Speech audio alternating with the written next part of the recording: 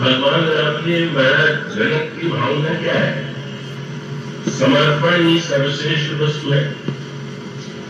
पर मैंने समर्पण किया, ये तो एक बात बनी रहेगी। तो मैंने समर्पण किया तो जनक ये चाहते हैं कि पहले प्रभु इस सम्मान को नष्ट करके जब कर्तृत्व से शून्य, अनुमान से शून्य बना दे, तब मैं विवाह के एक निमित्त के रूप में, माध्यम के रूप में विवाह संपन्न हो। और भगवान तो बड़े हो चुके, उन्होंने धनुष तोड़ने से पहले जनक जी की 2 वस्तुओं को तोड़ दिया, और तोड़ने से ही अनुमान नष्ट होता है। जनक के लिए माना जाता था कि उससे बढ़ के कोई ज्ञानी नहीं, और जनक जी के लिए माना जाता था कि उससे बढ़ के कोई विरागी नहीं। जनक भी ये मानते थे कि मेरा मन जो है वो सहज विराग, सहज विराग मन हो रहा। तो प्रभु ने कैसा खेल चाहते तो धनुष जो है वो पहले ही उठ के तोड़ देते, लेकिन वो सारा दृश्य देख रहे हैं, और वही दृश्य जो समाज में अनादिकाल से सर्वदा समाज में दिखाई देता रहता है। प्रत्येक व्यक्ति व्यर्थ है सीता जी को पाने के लिए, तो उनके अनगिनत रूप हैं। वो वेदांत की भाषा में शांति रूपा है, भक्तों की भाषा में भक्ति रूपा है, सृष्टि की भाषा में माया रूपा है। ये उनके अनेक, ये जो अनगिनत व्यक्ति आए हुए हैं, सीता जी को शक्ति के रूप में पाना चाहते हैं, और जब वे प्रयत्न करते हैं तो शक्ति के संदर्भ में समाज में जो दृश्य अभी और तभी सदा दिखाई देता रहता है वो सामने आता है। इसलिए मैंने मुझसे कहा कि आप वर्तमान काल की घटनाओं पर कुछ नहीं कहते, वर्तमान काल के व्यक्तियों का आप नाम लेकर की आलोचना भी नहीं करते। तो मैंने ये कहा कि मैं कोई चित्र नहीं आपके सामने रख रहा हूँ, मुझे तो तुलसीदास जी ने जो शीशा दिया है वो शीशा रख दे रहा हूँ, और चित्र में तो जो बड़ा है वो दिखाई देगा, और शीशे में तो आप देखेंगे तो स्वयं को ही देखेंगे, और इसका अर्थ नाम लेने की क्या आवश्यकता। हम सबको अपने आप में झांक के देखना चाहिए। ये जो घटनाएं रामायण में घटित हुई है वही हमारे जीवन में, आपके जीवन में, सबके जीवन में घटित हुई, और वही है सारी सभा और वो समझे बड़ा मधुर। अब अगर भगवान राम लक्ष्मण आए होते तो ठीक है, अन्य राजाओं के साथ उनको बैठाया जाता, तब तो सब राजाओं को समान आसन दिया जाता, पर वो तो महर्षि विश्वामित्र के साथ आए। विश्वामित्र तो संत है, तो उनके लिए तो सबसे ऊंचा संत बनाया गया, और भगवान राम लक्ष्मण को उनके शिष्य के रूप में वो मंच पर बैठने का अधिकार मेरा प्राप्त हो गया, और तब भगवान श्री राम उस मंच पर महर्षि विश्वामित्र के साथ एक वह है जो पाने आए हैं सीता जी को शक्ति के रूप में, मंत्री सेना और सेनापतियों के। तो संत को जो दृष्टि प्राप्त है वह दृष्टि को अन्य को प्राप्त नहीं। भगवान राम बिल्कुल तटस्थ भाव से बैठे थे, कल्पना भी नहीं हो सकती थी कि उस वाटिका में जो सीता जी को अपलक दृष्टि से देख रहे थे, जिनके हृदय में श्री सीता जी का भगवत चित्र बना हुआ था, तो श्री राम उस सभा में बिल्कुल निरपेक्ष भाव से जैसे कोई प्रभाव नहीं पड़ा, और वह दृश्य आया जो समाज में सदा घटित होता रहता है, और संसार में तो केवल सारा संघर्ष है मैं को लेकर के। तो धनुष युद्ध में तो हो रहे सबसे आगे कौन, अब दौड़ रहे तो कोई आगे हो ही जाएगा, और जब वो सबसे पहले वो व्यक्ति आगे पहुंचता है तो फिर वो जितना पूजा पाठ करे, स्तोत्र पाठ कर लेता है, धनुष देवता सहायता करे। गणेश जी महाराज आपकी मैंने बड़ी पूजा किया है, बड़े लड्डू के भोग लगा रहे हैं, आज सहायता कर दीजिए। पर टूटना तो दूर का धनुष खसक नहीं देगा। बड़े उदास हो रहे हैं, क्या हो गया स्तोत्र पाठ, क्या हो गई पूजा, गणेश जी क्यों नहीं सहायता कर रहे? जरा सोचिए गणेश जी क्या करे। एक व्यक्ति गणेश जी को मना रहा है कि मनसूर जाए, हजारों वहां वो जो राजा है वो भी तो गणेश जी के भक्त है, वो गणेश जी को मना रहे हैं कि महाराज इससे न टूटे पाओ। और वो एक की बात माने कि 1000 की बात माने, वो तो सब बना रहे हैं कि महाराज इससे नहीं टूटने चाहिए।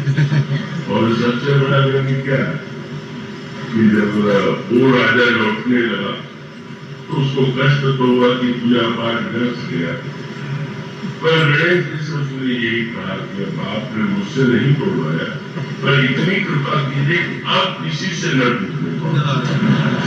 यही हम लोगों की मांग है, सफलता मिले तो हमें मिले, नहीं तो किसी को मिले, उन्हें की हो तो हमारी हो, नहीं तो किसी की हो। क्या ये हमारे जीवन का चित्र नहीं? क्या ये सब हम लोगों के जीवन की यही मनोवृत्ति नहीं? और उसके बाद अरे अकेले प्रयत्न करके थक गए, वो समझ के भूप 10 एक नहीं मारा, लगे खावन ढले ही रहा। 10,000 राजाओं ने संगठन बनाया, चलो भी अकेले जो है नहीं सफल हो रहे, 10,000 मिलकर के लगा कि चलो टूट खत्म हो गई, एकता आ गई, अलग अलग मिलकर 10,000 प्रयत्न कर रहे हैं, पर ये क्या सचमुच एकता है क्या? इतनी विचित्र बात है। फिर 10,000 मिलकर मान लीजिए तोड़ भी दे तो विवाह का तो एक ही से तो विवाह हो, क्यों प्रयत्न कर रहे हैं? उसका एक ही सूत्र है कि 10,000 मिलकर के पहला धनुष हो और फिर आपस में लड़ो और 9,999 का सिर काटो तो एक का विवाह। पहले संगठित होइए और बाद में लड़ाई लड़िए और लड़ाई में आप अपने को सबसे श्रेष्ठ सिद्ध कर दीजिए। और फिर दूसरा जो अंक चुनाव 10,000 का चुना, कोई राजा से जाति का पूछ दे 10,000 राजा मिलकर जोड़ तोड़ने की चेष्टा कर रहे हो तो यही कहेगा कि 10,000 में अंक तो एक ही होता है, बाकी तो शून्य होते हैं। मैं एक हूँ और पीछे वाले सब के सब शून्य। यही समाज का, यही जीवन का, यही क्षेत्र है।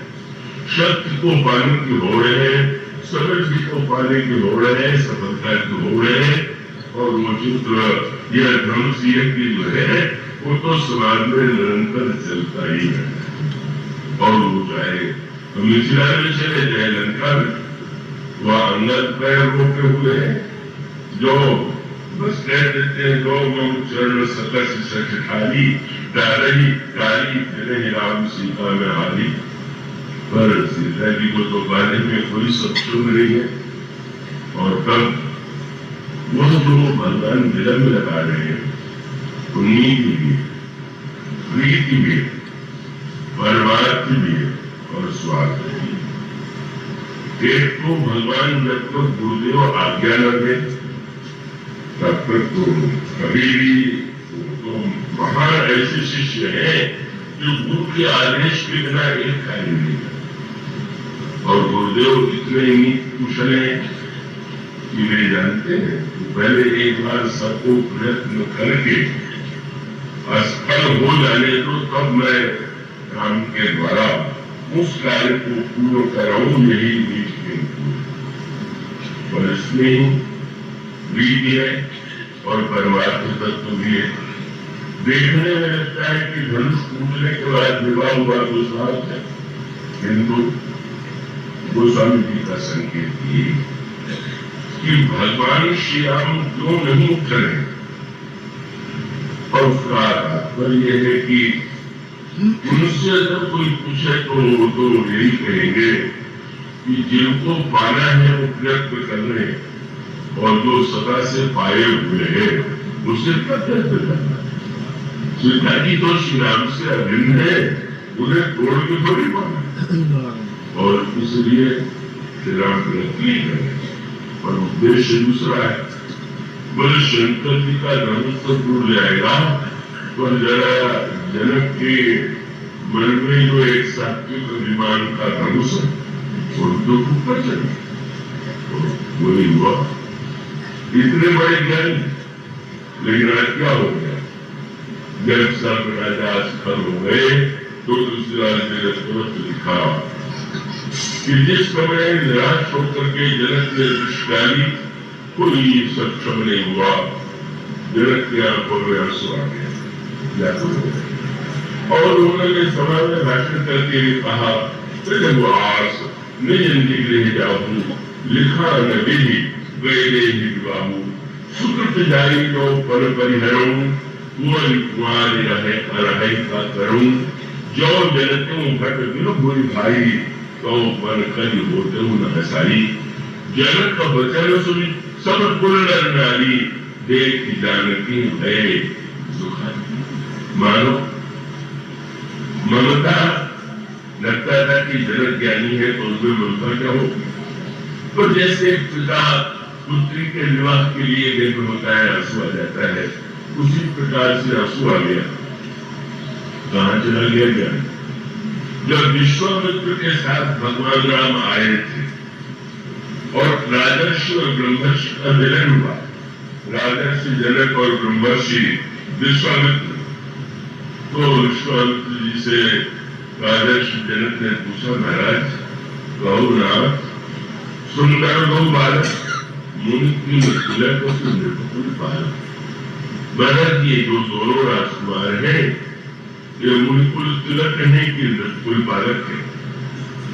मुस्कुरा करके विश्वामित्र जी ने देखा, तुम तो बड़े शुद्ध ज्ञानी हो, तुम्हें क्या लगता है? उन्होंने कहा मुझे तो लगता है कि ब्रह्म जो निगम लेख के गावा वह देश तरीकी सुझावा, एक ब्रह्म ही को रूप बना के आ गया। विश्वामित्र जी चकित हो गए, सचमुच तुम्हारी जो प्रशंसा सुनी थी वो बिल्कुल ठीक, पहली दृष्टि में तुमने पहचान लिया, और तुमने इस धनुष में दिखा दिया कि मैं चाहूं तो पहचाने और मैं चाहूं तो सब पहचाना हुआ भी हो जाए। तो यही हुआ। अगर ये ध्यान होता है कि साक्षात ब्रह्म ही दो देश में बैठा हुआ है, तो क्या इतने आंसू की आवश्यकता थी, निराशा की आवश्यकता थी? और तो मानो ज्ञान और वैराग्य दोनों न श्री राम को पहचान पा रहे हैं, न तो जो ममता है मेरी पुत्री विवाहित नहीं रहेगी, और तब आप देखेंगे मानो ज्ञान और वैराग्य भी, वो भी जब व्यक्ति को ये भान रहे तो न रहे कि मैं मुझे ज्ञान है, मुझे वैराग्य है, वो स्थिति आ गई। और तब लक्ष्मण जी महाराज की भूमिका है, और लक्ष्मण जी ने उठ करके यही कहा कि जो बात में जनक जी ने कहा है अगर किसी और ने कहा हो मैं बुरा न, लेकिन वही जनक जैसा अनुचित वाणी विद्यमान पूर्ण जानी, जनक जैसा ज्ञानी ऐसी भाषा बोल रहा है, मैं तो चकित हूं। और तब उन्होंने ये कहा कि प्रभु अगर आप आज्ञा दें तो इस धनुष को उठा करके मैं 100 दिन तक दौड़ा चला जाऊं और इसको जैसे मूली को तोड़ा जाता है इस तरह से धनुष को तोड़ा। उन्होंने गौतम जी ने कहा मां के लखन यहाँ तो क्रोध था, तो जो एक संकेत आपके सामने किया गया था, जनकपुर में काम भी है, क्रोध भी है और व्यवहार में लोभ भी दिखाई दे रहा है। लक्ष्मण जी को क्रोध आ गया, क्रोध की बड़ी निंदा की जाती है, लेकिन यह क्रोध कितना कल्याणकारी है और लक्ष्मण जी कितने क्रोध के द्वारा जो भूमिका प्रस्तुत करते हैं, कितने एक को लगता है कि बड़े आवेश में और एक को लगता है कि कितने शांत है भीतर से और अत्यंत संतुलित। जब जनक बोले तो गोस्वामी जी ने लिखा माँ के लक्षण कुटिल हुई है, रजपुट हरकत नयन सौ है, कहीं न सकत रघुवीर दर लगे चरजनुमान नारी राम पर कमल सिर बोले प्रमाण।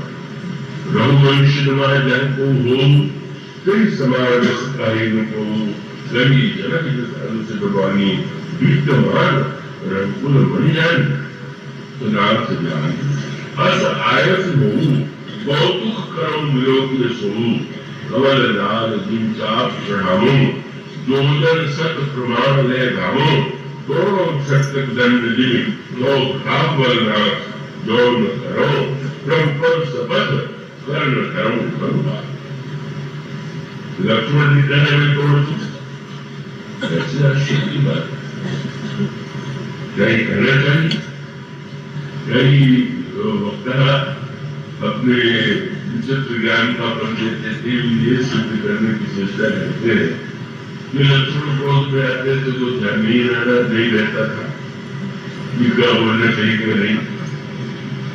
पर आप सोचिए जनक क्या लक्ष्मण क्या अज्ञानी है क्या? लक्ष्मण जब कहते हैं धनुष तोड़ दूं और क्रोध किया तो कितना सुंदर वो क्रोध रहा होगा कि जिस समय लक्ष्मण तंतुराए हुए बोलते हैं लक्ष्मण सकोप वचन जब बोले धर्मवान मैं दिग्गज डोले सारा संसार का ताप उठा और तब सकल लोग सो रूप डेराने राजा तो उस भाषण को सुनकर भी घबरा गया। छोटा राजकुमार को बड़ा ही ऐसा है कि क्या भाषण दिया तो वो स्वामी जी ने बात को लिखा सबसे अधिक लक्ष्मण के बोलने पर किसको प्रसन्नता हो बोले सीता जी बहुत प्रसन्न जनक से पूछा जनक जी संकोच में बढ़ गए सीता जी को सबसे पहले प्रसन्नता हुई और विश्वामित्र जी श्री राम को मुनियों को गुरु रघुपति सब मुनि वनमानी मुझ धरे मुनि कोई पुलकाई रोमांच होया भगवान राम जन्म हो रहे हैं विश्वामित्र के आनंद की तो कोई सीमा नहीं है। मुनि लोग बड़े प्रसन्न हो रहे हैं और सब वो क्रोध है जिसे देख करके जगत जननी प्रसन्न हो गई और सब क्रोध है जिसे देख करके सब ईश्वर प्रसन्न हो रहा है। वह पौरुषा क्रोध है जिसे देख करके मुनियों की मंडली प्रसन्न हो रही है। वस्तुतः कितना तात्विक क्रोध मानो भगवान ने जनक को बता दिया कि अगर तुम ज्ञानी और विरागी देखना हो तो लक्ष्मण को देगा। तुम्हें तो ज्ञान के ऊपर आवरण आ गया। लक्ष्मण जी अगर ये मानते होते कि धनुष तोड़ने से विवाह का कोई संबंध है तो कभी भी ये भाषा नहीं बोली। संसार वाले समझते जनक ने घोषणा किया पर लक्ष्मण जी क्या समझते क्या मानते इसका पता तब चला था जब धनुष के टूटने के ही दिन भगवान राम ने प्रातः काल लक्ष्मण से पूछा लक्ष्मण यह देखो सूर्य निकल आया है ना। और तब लक्ष्मण जी ने कहा महाराज एक सूर्य तो निकल आया है पर अभी दूसरा सूर्य निकलना बाकी ठीक हुआ। उनका ये जो भौतिक अंधकार है उसको दूर करने के लिए जिस सूर्य की आवश्यकता है वो थोड़ा आकाश में धनुष के रूप में जो अंधकार है वो जब तक आपकी भुजा का सूर्य उदित नहीं होगा तब तक ये अंधकार दूर नहीं होगा। अब जरा इस बात पर विचार कीजिए कि लक्ष्मण जी ने धनुष को अंधकार और भगवान राम की भुजा को सूर्य क्यों कह सकते थे कि जैसे आगे चल करके आया है कि जैसे कोई व्यक्ति हाथी जो है कमल लाल को तोड़ देता है तो यही बात जनकपुर के दूतों ने महाराज दशरथ से कहा था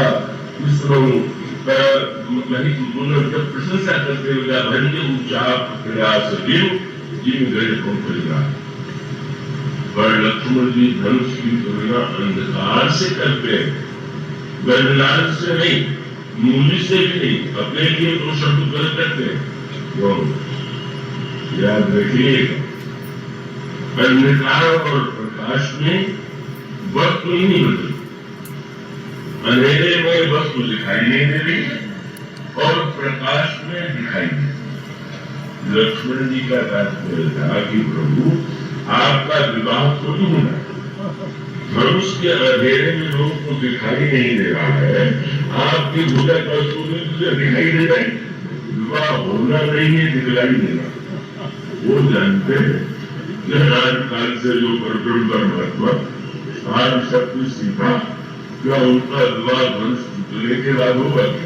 हाँ, पर ये बेचारे जो जीव है समझते हैं धनुष तोड़े बिना कैसे विवाह होगा, पर वो धनुष अंधेरा है और उस अंधेरे को दूर करने के लिए उस सूर्य को और सीता जी को जो प्रसन्नता हो, सीता जी को और बनाना चाहिए कि उस वाटिका में तो केवल लक्ष्मण ने ही देखा था कि मेरे मन में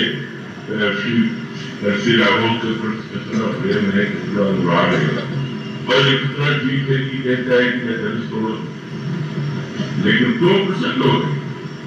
जैसे कोई दंपति है और दंपति को समझने वाला साधारण करके समझ नहीं पाया और वो कहे कि तुम दोनों का दाम्पत्य कैसे सिद्ध हो, और कोई ऐसा साक्षी हो कि जो कहे कि नहीं मैं बहुत दिन से जानता हूं ये दंपति, तो लक्ष्मण जी को ये शेष है और भगवान मानो मोटवारा वाले नारायण है, श्री सीता जी का मूर्ति लक्ष्मी है। तो सैया से बढ़ करके, पलंग से बढ़ करके पति पत्नी के संबंध का दबाव कोई हो नहीं सकता, क्योंकि वो तो निरंतर वहीं पर दोनों विराजमान है। तो जब लक्ष्मण ने कहा तो बड़ी प्रसन्न हो गई कि चलो एक दबाव तो मिला। ये संसार के जो जीव है जो जानते ही नहीं कि मेरा इनसे क्या संबंध है, तो लक्ष्मण की वह भाषा बनो कितना कैसा ज्ञान, कितना विज्ञान, इतनी शक्ति थी पर नहीं मुझे जनक जी के मुझसे भर गए, अनजाने में बात निकल गई थी कि क्या संसार में कोई ऐसा हो सकता है कि जिसको ये लोग बताओ मुनि मनोहर विजय बड़ी अति कमनीय, इतनी सुंदरता, इतनी कीर्ति, इतनी महिमा, मैं नहीं मानता कि किसी व्यक्ति में इसको पाने का लोभ न हो। आप लोगों में शक्ति नहीं है, इसलिए लक्ष्मण जी के द्वारा उन्होंने बता दिया नहीं ऐसी शक्ति होते हुए भी तुम ही विरागी नहीं हो, तुमसे बड़े विरागी हैं जिनके मन में इन वस्तुओं की पूरी आकांक्षा है। इतना अच्छा होगा। और उसके बाद मुझे मिला क्या वो मुझसे ट्रांसफर आ गया और तब उन्होंने ये उठाओ भंजम हो जाओ, ये बिल्कुल उन्होंने नहीं कहा कि धनुष तोड़ने से विवाह होगा। वो भूल तो जनक और जनक के बंदी करते हैं, उन्होंने यही कहा मैं कहूँगा जनक परिता, जनक की पीड़ा, ये बेचारे दुख में है, जनक पूर्वासी दुख में है, इनकी बुरत पूरा दूर करो। और तब गोस्वामी जी ने लिखा सुनी गुरु वचन चरण सिरनावा हरस विषाद न कछु पूरा।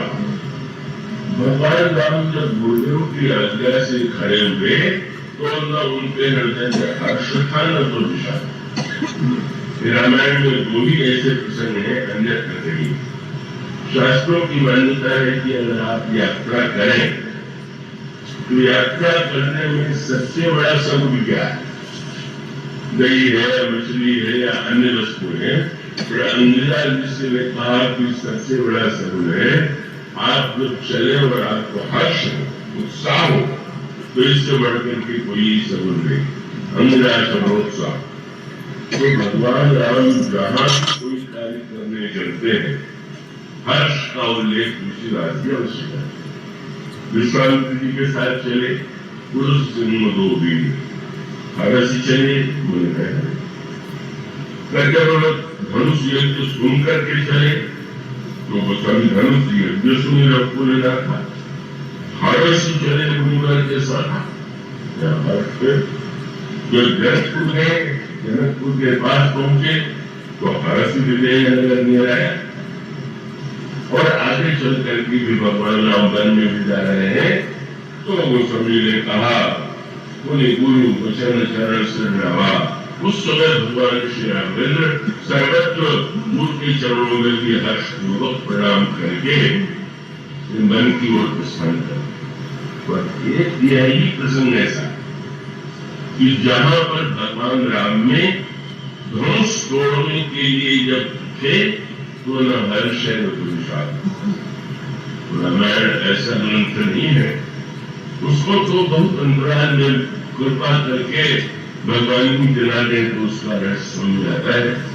सर्वत्र हर्ष जिन भगवान राम के चरणों में होता है, बनता है गुरु पर पदुम हर्ष राम। जब लंका पर आक्रमण करने चले तो हर्ष राम तो की न प्यार। आज क्या हो गया, बोले तो हर्ष है और न तो विषाद। तो यही है परमार्थ तत्व। परमार्थ तत्व माने हर्ष उत्साह का लक्षण तो है, पर हर्ष और विषाद यही जीव का स्वभाव।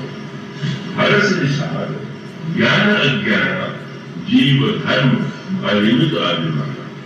जीव का धर्म है कभी हर्ष कभी विषाद। और मानो संकेत ये है कि जिस कार्य को करने भगवान राम चल रहे हैं वो जीव बनकर के पूरा नहीं हो। क्यों? अहम में ही हर्ष भी होता है और अहम में ही विषाद भी। मैंने कार्य किया, सफलता हुई तो हर्ष हो गया, सफलता नहीं हुई तो दुखी हो गए। भगवान श्री राम जा रहे हैं जब अभिमान के धनुष को तोड़ने के लिए, तो अभिमानी बन करके जाएंगे तो अभिमान से अभिमान छूटेगा क्या? इसलिए ईश्वर इस समय जीव भाव में मानो गुरुजनों ने संकल्प किया हर्ष विषाद नक्पस हो जाओ। खड़े हुए और राजा को कितने उत्साह में थे, कमर में पेटा कस रहे थे। तो जब श्री राम उठे तो ठाड़ गए उठ सहज स्वभाव, जैसे सहज भाव से जैसे खड़े हो गए। और उसके पश्चात खड़े हुए, उसके बाद चलने लगे। तो आशा थी कि अब तीव्र गति से बढ़ेंगे, पर सहज ही चले सकल जन स्वामी। इसीलिए तो जनकपुर वासिनी सखियों को, सीता जी की सखियों को बड़ी निराशा है। न देखने में कोई उत्साह लग रहा है, न कोई ऐसा लग रहा है कि गति में कोई तीव्रता है। इसीलिए वो कवि ने रामायण में जो व्यंग प्रस्तुत किया है कि जनकपुर की दो सखियां विवाह के बाद श्री राम को कवर में लेकर के गई तो चारों राजकुमार और दुल्हन बैठी हुई है। श्री राम स्वभाव से संकोची है, तो इस सखी ने सोचा कि जरा ऐसा व्यंग करें कि कम से कम व्यंग सुनने के लिए इनको देखना पड़े कि कौन गाया। तो कहा कि सखी जनकपुर में ले जाने करके राजकुमार आए, पर ये सावले रंग का राजकुमार इतना घमंडी है, अभिमानी है, वैसा तो कोई आए नहीं। श्री राम ने स्वभाव का देखा सूरा करके अच्छा लक्ष्मण जी से नहीं रहा गया। लक्ष्मण जी ने कहा मेरे प्रभु में आज तक तो किसी ने अभिमान देखा नहीं, पर अभिमान तो झूठा हो तो मतलब है जिन प्रभु ने भूल नहीं। अगर हमारे प्रभु अपनी भुजा के द्वारा धनुष को न तोड़ देते तो आप लोगों की क्या दशा होगी। और इसलिए अगर प्रभु गर्व करे तो भी कोई ऐसी उनको अधिकार है। और तब सखियों ने कहा कि धनुष के बीते पहले फुलवारी को याद करो, बोले फूल तोड़ने पर तुम्हारे बड़े भाई की क्या दशा होगी। भाल तिलक श्रम बिंदु स्वाद, बोले जिसको फूल तोड़ने में पसीना आ गया वो धनुष तोड़ सकता है क्या? जब कैसे कुमकुम गया, बोले जब देख लिया कि लोग शरीर में कोई उत्साह है, वे चले जा रहे हैं, तो हम लोगों ने देवी देवताओं से मना के तोड़वा दिया।